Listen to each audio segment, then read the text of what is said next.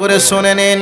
এই মেয়েটি বাচ্চা রেখে কাজ করতে গেছে, এদিকে বাচ্চা মা মা করে কাঁদে, এদিকে মা ছেলে ছেলে করে কাঁদে। মিডলে 2000 কিলোমিটারের ব্যবধান। মা থাকতে মা পাচ্ছে না, ছেলে থাকতে ছেলে পাচ্ছে না। এমতো অবস্থায় ওই মেয়েটা দিনে 2-3 বাথরুমের ভিতরে প্রবেশ করে। আধা ঘন্টা 40 মিনিট ধরে বাথরুমের ভিতরে থেকে নিজের স্তনের দুধটাকে গেলে গেলে বাথরুমে পরিষ্কার করে। এবার ওই যে মেয়েটা ক্যান্সারের রোগী, ওই মেয়েটা লক্ষ্য করে দেখলো মেয়েটা বাথরুমের ভিতরে আধা ঘন্টা 40 মিনিট কি করে। মেয়েটাকে প্রশ্ন করলো, ও মা তুমি আধা ঘন্টা 40 মিনিট বাথরুমের ভিতরে কি করো দিনে 2-3 মেয়েটাকে জিজ্ঞাসা করলো, মা রে যদি তোমার কোনো অবস্থা খারাপ হয়ে থাকে, শারীরিক কোনো প্রবলেম হয়ে থাকে, তাহলে তোমাকে ডাক্তার দেখাতে হবে, তোমাকে সুস্থ করার ব্যবস্থা করতে হবে। মা তোমার কি হয়েছে বলো। ওই মেয়েটি বুকের চাপা বেদনাকে ধরে রাখতে আর পারলেন না।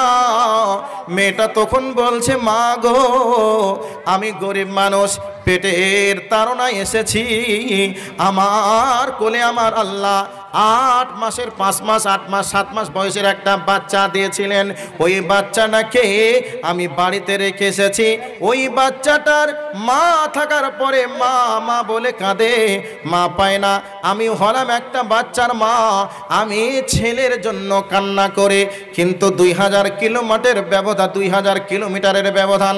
আমার আল্লাহ বাচ্চার জন্য নিয়মিত খাবার পাঠিয়ে দেন, কিন্তু খাবার খাওয়ার লোক নেই। আমি ওই স্তনের দুধটাকে বাথরুমের ভিতরে গেলে পরিষ্কার করি, আর যদি গেলে না ফেলি হয়তো রোগ হয়ে যাবে, মারা যাব। এই জন্যে আমি বাথরুমের ভিতরে 2 বার ঢুকে আধা ঘন্টা 40 মিনিট সময় অতিবাহিত করি। মেয়েটার জানে মায়া হয়ে গেল।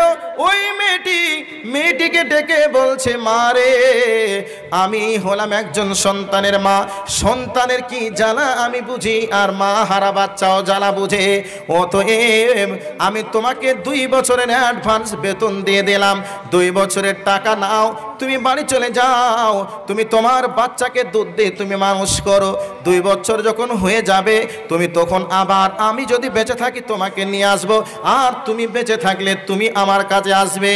এইভাবে 2 বছরের অ্যাডভান্স টাকা দিয়ে দিলেন। মেয়েটার জানটা এত বড় হয়ে গেল, আল্লাহর আরশ পর্যন্ত খুশি হয়ে গেল। এই অবস্থায় প্লেনের টিকিট করে বাড়ি চলে আসলো মেয়েটি। মা ছেলে কোলে পেল, আর ছেলে মা পেয়ে গেল। আল্লাহর আরশ খুশি হয়ে গেল। ওই মেয়েটির শরীরে যে ক্যান্সারের জীবাণু ছিল, জীবাণুগুলি ধ্বংস হয়ে গেল। নির্দিষ্ট ট্রিটমেন্টের দিন যখন চলে আসলো, ওই দিনে টেস্ট করার জন্য ল্যাবরেটরিতে রিপোর্ট করার জন্য গেল। ল্যাবরেটরিতে রিপোর্ট দিল, তোমার দেহে কোনো ক্যান্সার নেই, কোনো জীবাণু নেই। ওই মেয়েটি আবার রিপোর্ট করলো, ওখানে পরিষ্কারভাবে জানিয়ে দিল, তোমার তোমার দেহে কোনো ক্যান্সারের জীবাণু নেই, কোনো কিছুই নেই। মেয়েটার আগের টেস্টগুলি রিপোর্টগুলি বর্তমান রিপোর্টগুলিকে মিলিয়ে দেখা হলো, মিলিয়ে দেখলো যে দেহের ভিতরে ক্যান্সার ছিল।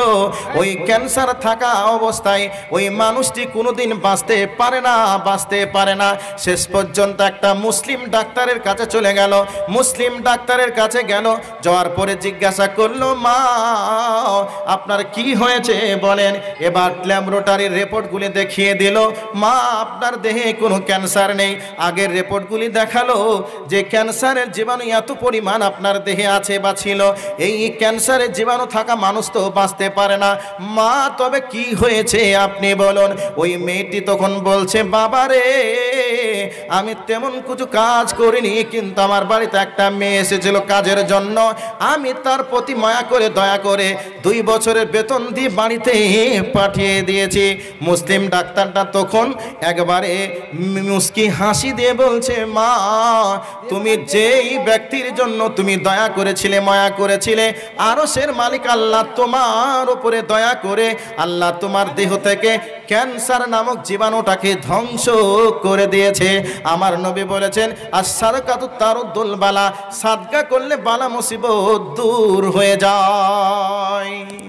অসুস্থ অবস্থায় আছেন, অসুস্থ অবস্থায় আল্লাহর কাছে আপনি সাদকা করুন, আপনার শরীর সুস্থ হবে, এটা আল্লাহর নবী বলছেন।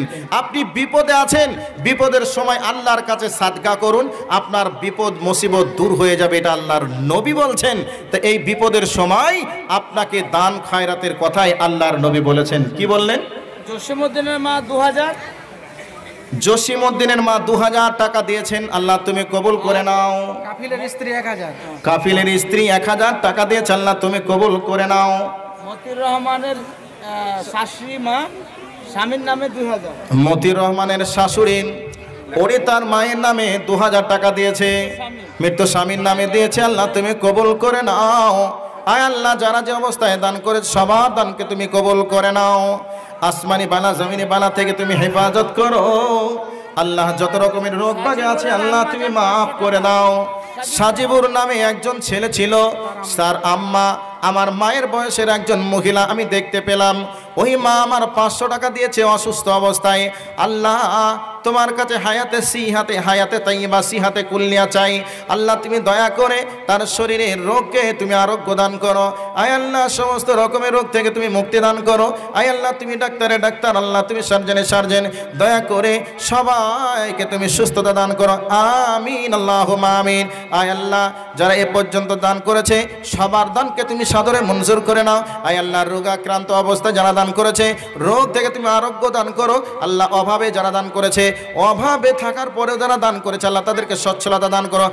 আমিন আল্লাহুম্মা আমিন। আয় আল্লাহ যারা কবরে চলে গেছে তাদের রুহের মাগফিরাতের জন্য যারা দান করেছে দয়া করে তাদের রুহের মাগফিরাত তুমি দান করো। আমিন আল্লাহুম্মা আমিন। ভাই আমার, সব ছেড়ে দিয়ে চলে যেতে হবে নীরব নগরের মাটিতে। তো কেবলমাত্র আপনার সঙ্গে থাকবে আপনার দান, আপনার নেক আমল। এই দান যদি আপনি করে যেতে পারেন, হাসরের ময়দানে সেই মহাপ্রলয়ের দিনে আপনার দান আপনাকে ছায়া দান করবে। ওই হাসরের ময়দানে আপনার দান আপনাকে ছায়া দান করবে। মা বোন আপনাদেরকে এই দানে ছায়া দান করে আপনাকে বিপদ থেকে উদ্ধার করবে, বাঁচিয়ে নেবে। আপনারা এখানে এসেছেন নিশ্চয়ই আপনারা একটা সংসারের মানুষ। আপনাদের কাছে 100, 200, 500 যে যেমন মানুষ আছেন, আপনাদের কাছে মূল্যবান দান অবশ্যই টাকা পয়সা আপনাদের কাছে ছিল, আপনাদের দেয়া অবশ্যই দরকার ছিল। কিন্তু মুর্শেদ দোকানি উনি 1000 টাকা, আল্লাহ তুমি